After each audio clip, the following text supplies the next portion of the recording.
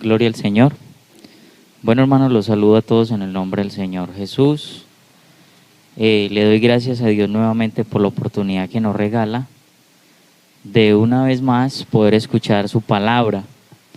Para mí es motivo de regocijo poderle servir al Señor y que en este día, culto de enseñanza, podamos nosotros escuchar la palabra de Dios. Saludo a todos mis hermanos, aquellos que no he podido ver en estos días. Y de todas maneras seguimos contando con la bendición del Señor. Vamos a tomar lectura de la palabra de Dios. Salmo capítulo 101, versículo 1 únicamente. Vamos a leer este texto y de ahí vamos a sacar la enseñanza de la palabra en esta tarde. Salmo 101:1 dice así: promesa de vivir rectamente. Misericordia y juicio cantaré, a ti cantaré yo, oh Jehová. Amén. Hasta ahí la lectura. Un texto corto, pero Dios nos hablará de ahí. Vamos a hacer una oración y digámosle al Señor que nos hable a través de su palabra, conforme a la necesidad de nosotros. Señor Jesucristo, delante de ti estamos en esta hora, Rey eterno. Yo te doy las gracias por su misericordia y su bondad, que usted nos regala el espacio para que en cualquier momento y circunstancia podamos escuchar su palabra, podamos escuchar su mensaje y aprender de tanto que tú tienes para enseñarnos. Te ruego en este momento que nos hables a través de su palabra, que nosotros entendamos lo que usted nos dice y lo guardemos en nuestro corazón y lo pongamos en práctica. En su nombre, Rey del cielo. Amén. Amén. Vamos a hablar en esta hora de la justicia y de la misericordia de Dios, o más bien de la misericordia de Dios y de su justicia.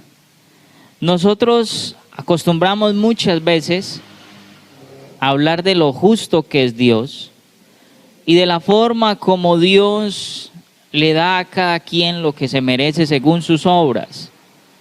Pero también estamos llamados a hablar de lo bueno que es Dios.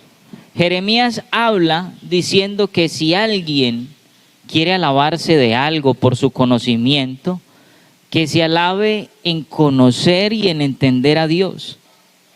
Y nosotros como hijos de Dios estamos llamados a entender la forma como Dios obra con el hombre en diferentes tiempos. Desde el inicio de todas las cosas, Dios se ha interesado en que el hombre conozca más la parte misericordiosa y buena de Él que la parte de sus castigos. Cuando Dios puso al hombre en el huerto del Edén, Dios le dijo al hombre que el día que desobedeciera iba a morir. Y sabemos que el hombre desobedeció a Dios, que pecó, y que Dios aún así le prolongó la vida al ser humano en esta tierra, valiéndose de mecanismos de justicia, pero más de misericordia, para que Adán y Eva siguieran vivos y tuvieran tiempo de arrepentirse de todas sus obras. A la descendencia de ellos, Dios siempre les mostró su misericordia. Una descendencia que se apartó de Dios, una descendencia que hizo lo malo y que por allá más adelantico en Génesis, capítulo 6 más o menos, encontramos a Dios sentenciándolos a muerte en el diluvio, pero que aún así acudió a su misericordia y por más de 100 años, 120, les estuvo predicando que había una oportunidad de salvación.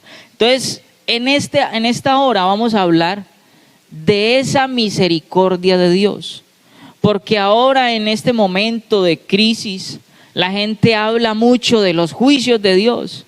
Es que a Dios se le enciende la ira y por eso es que vienen todos estos castigos. Y hay personas que incluso llegan a pensar y a poner en juicio o en tela de juicio y de duda si Dios es bueno o no por las obras que hace con el hombre.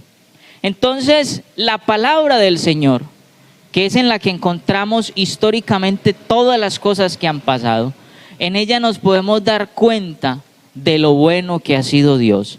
Entonces hemos tomado el Salmo 101, versículo 1, que dice: misericordia y juicio cantaré. ¿Por qué?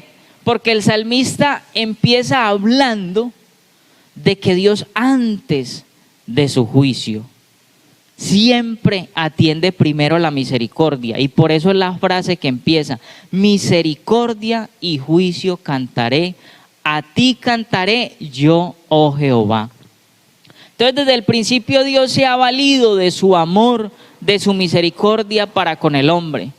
Hay gente que cuando uno habla con ellos y dicen ser gnósticos o ateos, dicen: no, es que ustedes hablan de Dios y que es bueno, pero Dios es malo. Dios ha hecho cosas muy terribles en la antigüedad, ha acabado ciudades enteras, ha destruido mucha gente, pero eso lo dice la gente cuando carece de conocimiento. Entonces, como estamos en una enseñanza, qué bueno que nosotros, como hijos de Dios, tengamos herramientas para que entendamos nosotros primeramente qué es lo que ha hecho Dios durante toda la historia del hombre. Entonces, encontramos en la palabra del Señor que Dios nunca ha impartido un juicio alguno en el cual no haya hablado con anterioridad de Él, le haya dicho a la gente a los que ha de castigar que hay una escapatoria, que hay una salida, que quiere las cosas de otra manera. Por eso incluso cuando encontramos la liberación del pueblo de Israel, no vemos que Dios aterrizó sobre Egipto trayendo 10 plagas para destruir a Egipto, sino que lo primero que hizo fue mandar a Moisés: vaya y dígale a Faraón que libere mi pueblo, porque me lo tengo que llevar. Y era el pueblo de Dios. Lo que estaba era liberando al pueblo de Dios de Egipto, que los tenía oprimidos. Allá no les estaban dando trabajo justo, los tenían forzados, los castigaban y los mataban. Y aún así, siendo el pueblo de Dios el que estaba viviendo esta situación, lo primero que hizo Dios fue mandar a Moisés: vaya, dígale a Faraón que libere a mi pueblo. Y Faraón no quiso, y Dios no mandó 10 plagas, mandó un castigo. Y durante 10 veces Moisés se tuvo que presentar delante de Faraón para que Faraón cambiara de parecer, y aún así no lo hizo. Entonces no fue Dios el que terminó castigando a Egipto, fue el mismo Faraón y su dureza de corazón. Y si nos vamos en la Biblia adelantando, nos vamos dando cuenta que Dios nunca castigó a nadie sin haberle avisado que venía un peligro. Una de las normas que habla la Biblia sobre el juicio sobre el atalaya es que si el atalaya, que es el que avisa, da la voz de que hay un peligro y la gente no se arrepiente y viene el peligro y los mata, la culpa es de ellos por no haber hecho caso. Asimismo hizo Dios en su palabra durante toda la historia. Por eso encontramos que en varios pasajes bíblicos Dios hace instrucciones al pueblo de Israel para que la gente que no era de Israel y se arrepentía y obedecía a que había una norma distinta en esas tierras de Canaán cuando fueron a invadirlas. Y si alguno se arrepentía y quería entrar en el pueblo, no era castigado, no lo podían matar y tenían que darle parte dentro del pueblo. Y por eso es que cuando el pueblo de Israel va a salir de Egipto, ni siquiera cuando había salido, en Éxodo, cuando apenas estaba siendo liberado, Dios empieza a decirle al pueblo de Israel que a los extranjeros los tenían que tratar como si fueran del pueblo de Israel. Porque a Dios no le interesaba el castigo de aquellas naciones, le interesaba cumplir una promesa que había hecho Abraham de que les iba a entregar la tierra de Canaán a ellos. Y si de esas personas que moraban en esa tierra algunos querían formar parte del pueblo de Israel, el pueblo de Israel los tenía que acoger. Entonces, la gente a veces habla de que Dios no es tan bueno, pero es porque no lo conocen. Nosotros que conocemos a Dios y sabemos de lo bueno y misericordioso que ha sido Él, no solamente por lo que dice la palabra, sino por lo que nosotros mismos hemos vivido, sabemos de lo bueno que es Dios. Pero más allá de uno saber de lo bueno que es Dios, es mejor todavía tener bases bíblicas para lo que decimos. No solamente decimos Dios es bueno, sino que mostramos por la Biblia, con sus obras, todo lo que Dios ha hecho con el hombre a través del tiempo. Entonces, por allá en Éxodo, capítulo 12, versículo 48, mire lo que Dios dijo al pueblo de Israel cuando iban a celebrar la Pascua: que si algún extranjero morare contigo y quisiere celebrar la Pascua para Jehová, séale circuncidado todo varón, y entonces la celebrará y será como uno de vuestra nación, pero ningún incircunciso comerá de ella. Entonces la gente habla de que el pueblo de Israel era una nación exclusiva, de solamente el que había nacido de la descendencia de Abraham. Pero mire que ahí Dios le dice al pueblo de Israel que si alguien que no era de ellos quería estar entre ellos, que se sumara a la ley de ellos y podía formar parte de la nación.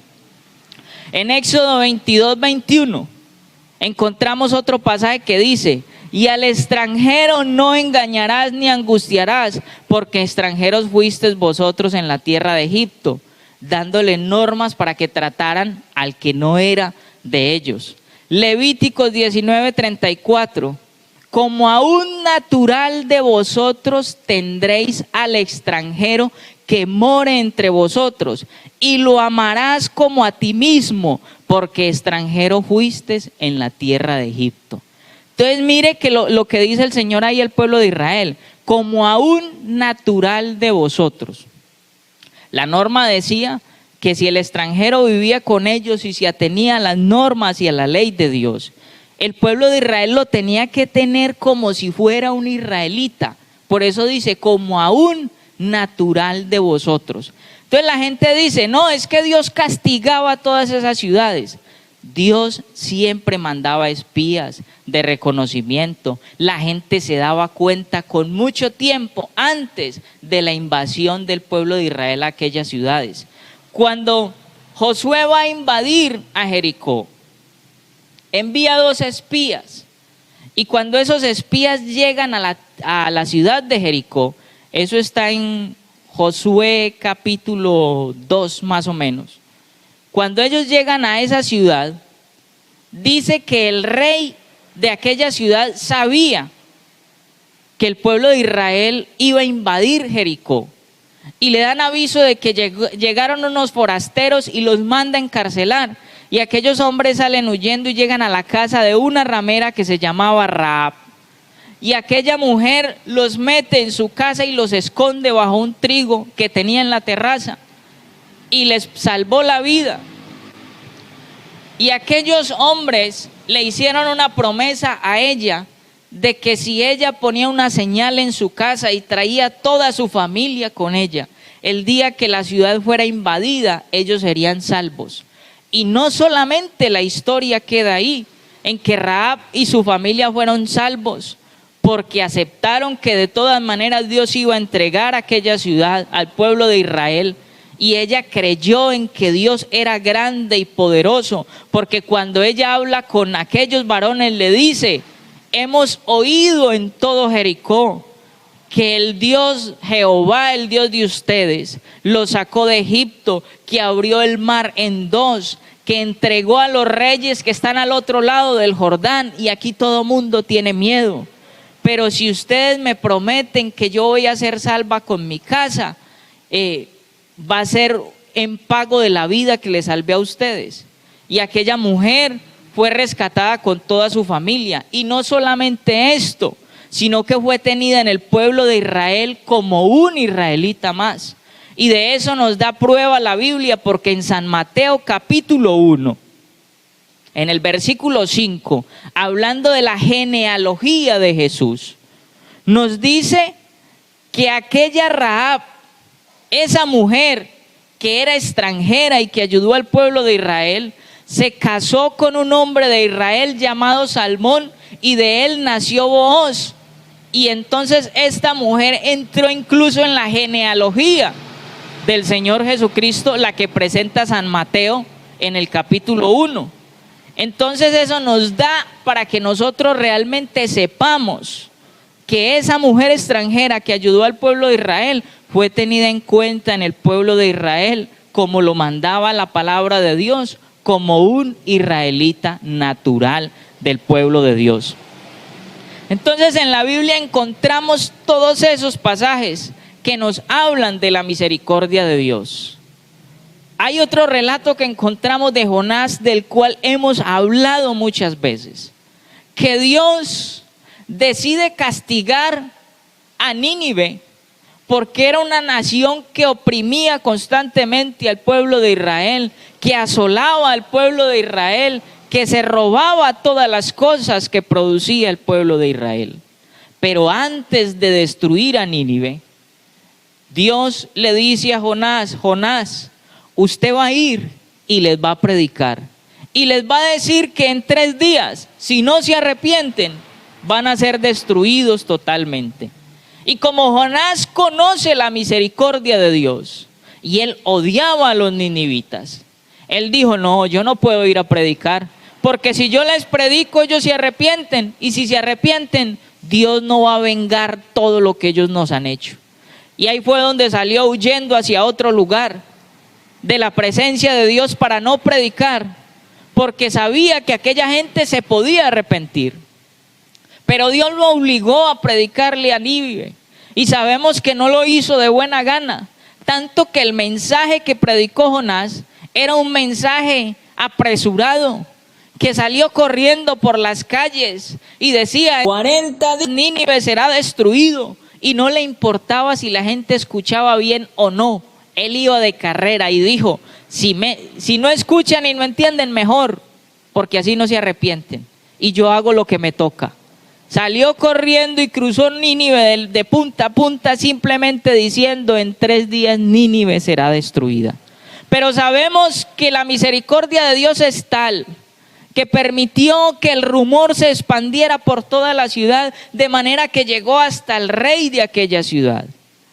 Y que la gente, viéndose asustada porque sabían de sus maldades, el rey decretó que todo mundo tenía que ayunar y arrepentirse de sus pecados y lo que habían hecho, que hasta los esclavos y los animales se tenían que vestir de cilicio y pedirle perdón a Dios.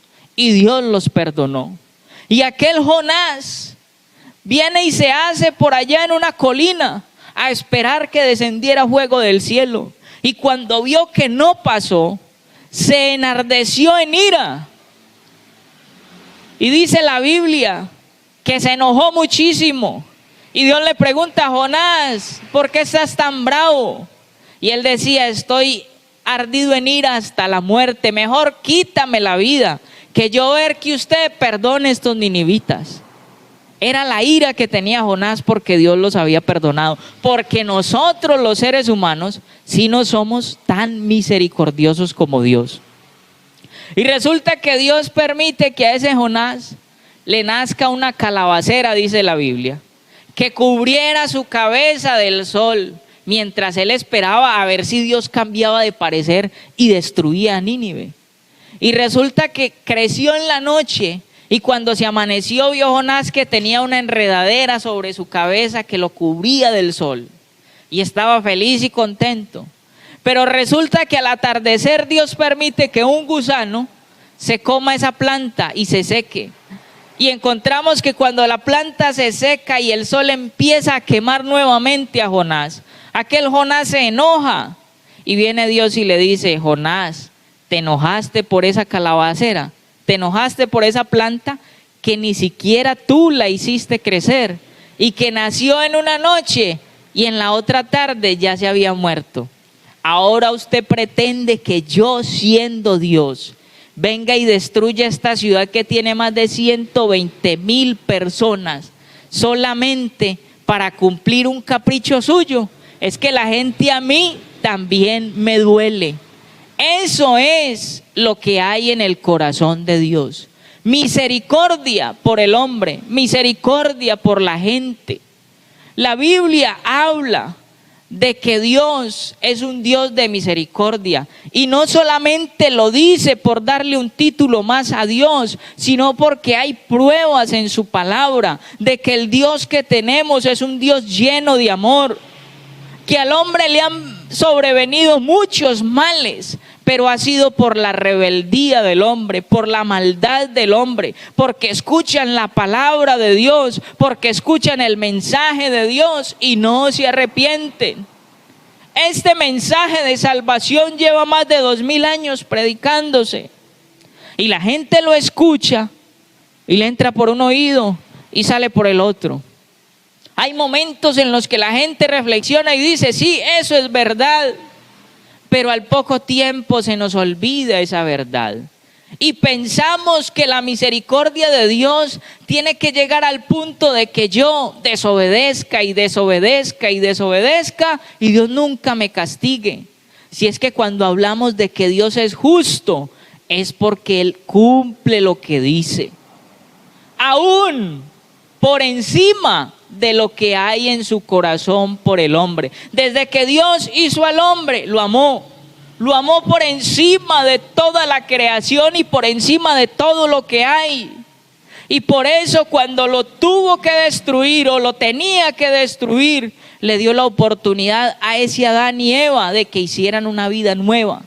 Pero la descendencia de aquel Adán y Eva, nos descarriamos de Dios, nos olvidamos de Dios. Dice la Biblia que cada cual se apartó por su camino como oveja sin pastor, porque a los hombres no nos interesaban las cosas de Dios. El Señor Jesucristo nos habla en su palabra a través de San Juan cuando nos dice, y esta es la condenación, que la luz vino al mundo, pero los hombres amaron más las tinieblas que la luz porque sus obras eran malas.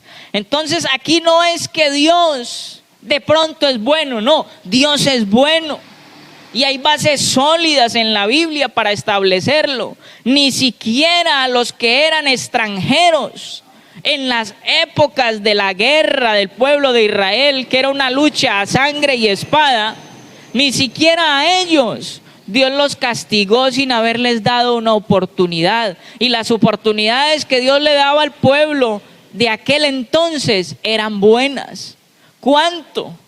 Que aquel extranjero que quería vivir con el pueblo de Israel tenía derecho como cualquier israelita a vivir dignamente dentro del pueblo de Dios. No es como hoy en muchos países que llega un extranjero y lo tratan como si fuera un bicho raro, que la gente no lo trata bien. Hay gente que dice, no, es que esos son ladrones, es que aquellos son esto y lo otro, como pasa ahora con la gente venezolana y como ha pasado con los colombianos en el resto del mundo, que ven un colombiano y dicen es narcotraficante o es ladrón. Pero en el pueblo de Israel no podían hacer eso, los tenían que tratar bien, porque Dios siempre ha querido lo mejor para el ser humano. Habacuc, en el capítulo 3, en el versículo 2 dice, oh Jehová, he oído tu palabra y temí. Oh Jehová, aviva tu obra en medio de los tiempos. En medio de los tiempos, hazla conocer. Y mire lo que dice, en la ira, acuérdate de la misericordia. Porque cuando Dios se acuerda de su misericordia, mira al hombre no con ojos de furor, sino con ojos de amor, con los ojos de ese Padre que todos los días tiene en su corazón el deseo de que el hombre en algún momento se arrepienta y venga a su presencia. ¿Cuánto tiempo ha hecho esto? Todo el tiempo de la historia de la humanidad. Y llegará un día donde ese tiempo va a terminar. Porque hoy nosotros vivimos bajo un tiempo en el cual nos cobija algo que la Biblia llama la gracia de Dios. ¿Cuál es la gracia de Dios? Que nosotros no mereciendo la salvación, no mereciendo el trato que Dios nos da, nos permite que seamos salvos solamente reconociendo lo que hemos hecho y arrepintiéndonos de corazón y acercándonos a Él.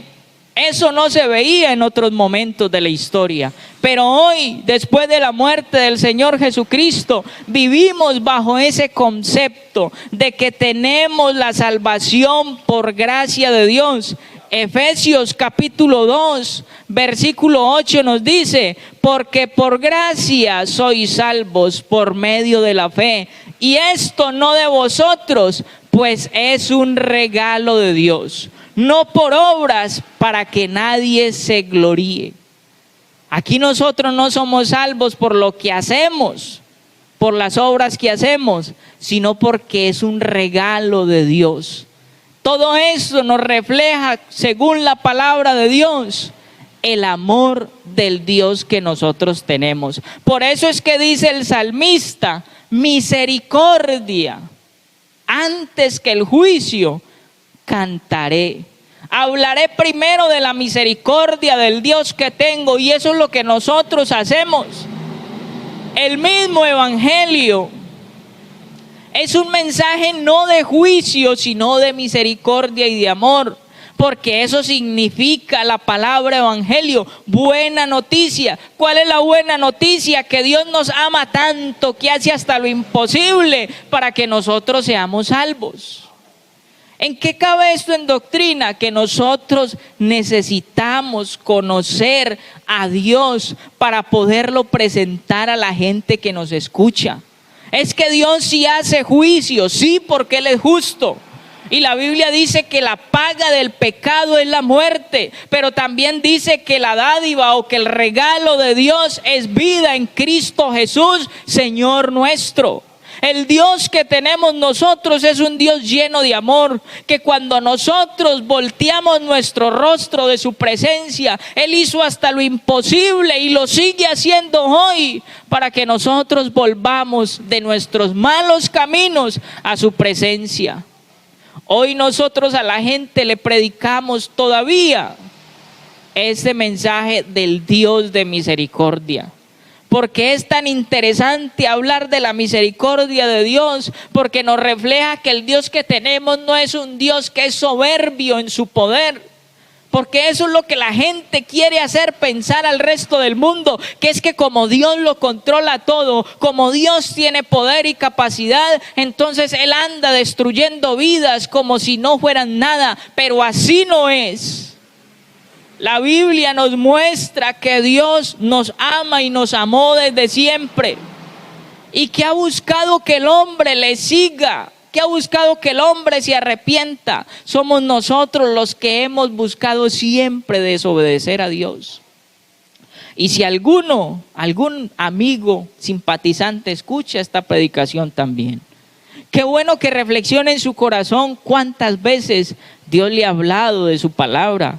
¿Cuántas veces Dios le ha hablado de esa misericordia? ¿Cuántas veces se le ha hablado de que necesitamos arrepentirnos y pensamos que eso lo podemos hacer después? No, es que yo ahora tengo otras prioridades en mi vida, tengo un trabajo, cuando yo termine este trabajo que estoy haciendo, ahí sí me arrepiento. No, yo tengo que pasear estos días y cuando termine de pasear, ahí sí me arrepiento. Otros dicen, no, yo tengo que bailar unos días más y pecar un poquito más, y cuando ya esté un poquito más cansado del pecado, ahí sí me arrepiento. Planeamos la vida como si fuera nuestra y se nos olvida que Dios es misericordioso, pero también es justo. Y por eso es que hay un pasaje que dice: en tiempo aceptable te he oído, en día de salvación te he socorrido. He aquí ahora el día aceptable, he aquí ahora el día de salvación. Traducido a nuestro lenguaje es que nosotros en este momento, cuando se puede, hemos escuchado la palabra de Dios, y que hoy es el día cuando nos tenemos que arrepentir. Porque si nos perdemos, o si el hombre de hoy se pierde, o si lo coge el COVID-19 al que le tienen tanto miedo en este momento y lo manda para el otro lado, no podemos hablar de que Dios no fue misericordioso con el hombre, porque cuánto hemos escuchado su palabra, cuánto hemos escuchado de Él y no nos hemos querido arrepentir, creyendo que mañana podemos decidir sobre nuestra vida. Nadie sabe lo que puede pasar mañana. Nosotros no lo sabemos. Dios sí lo sabe. ¿Y cómo lo sabe? Es que nos predica la palabra. ¿Qué otra cosa puede hacer Dios por el hombre más que predicarle la palabra? Es como cuando usted tiene un niño pequeño y usted, para evitar que se ruede por las escaleras, lo único que puede hacer es poner una chambrana, porque sabe que si él se va para esas escalas se puede rodar y aporrearse. Pero resulta que cuando ya está más grandecito, quita la chambrana él mismo y se echa a rodar. ¿Quién tuvo la culpa ahí? El mismo niño. Él no sabía lo que podía pasar, pero usted como padre sí sabía, y por eso le puso barreras. Eso hace Dios con el hombre. Nosotros no vemos lo que hay delante de nosotros, Dios sí, y por eso nos predica la palabra. Pero somos nosotros los que somos castigados por nuestros propios actos. Entonces el Dios que tenemos es un Dios demasiado de bueno, demasiado de misericordioso, y que siempre nos habla la Biblia de que su misericordia va delante de cualquier cosa. Cuando se llegan las horas de castigos y de pestes y de todas las cosas, que el mundo habla de la justicia de Dios, de la ira de Dios, tenemos que acordarnos cuántos años ha sido la misericordia de Dios. Entonces, hermanos, nosotros estamos llamados a saber que el Dios que tenemos es un Dios de amor. No solamente porque lo decimos por decir, sino porque la Biblia nos muestra que es así. Entonces vamos a orar. Démosle gracias a Dios por su palabra. Y qué bueno que se quede el mensaje de la palabra de Dios en nuestros corazones. Y cuando la gente diga por ahí, no, es que Dios mire todo lo que está haciendo. Dios no lo está haciendo. Son castigos que ya estaban predestinados. Y nosotros por nuestra desobediencia caemos en ellos. Señor Jesucristo, gracias te doy por su palabra, gracias le doy a usted por su mensaje, gracias por hablarnos, porque en el momento que nos tiene que hablar nos habla, y aún cuando suceden las cosas nos sigues hablando, porque quieres que todos nosotros seamos salvos. Dice tu palabra que usted no quiere la muerte del pecador, sino que el pecador se arrepienta y viva. Ayúdanos, Señor, a poner por obra su palabra y a decidir sobre nuestra vida, no por miedo, sino por amor a usted. Que nos interesemos en conocer ese Dios tan bueno y tan misericordioso, que es el que todos los días busca que nosotros seamos salvos. En su nombre, Rey del cielo. Amén. Amén. Que Dios los bendiga.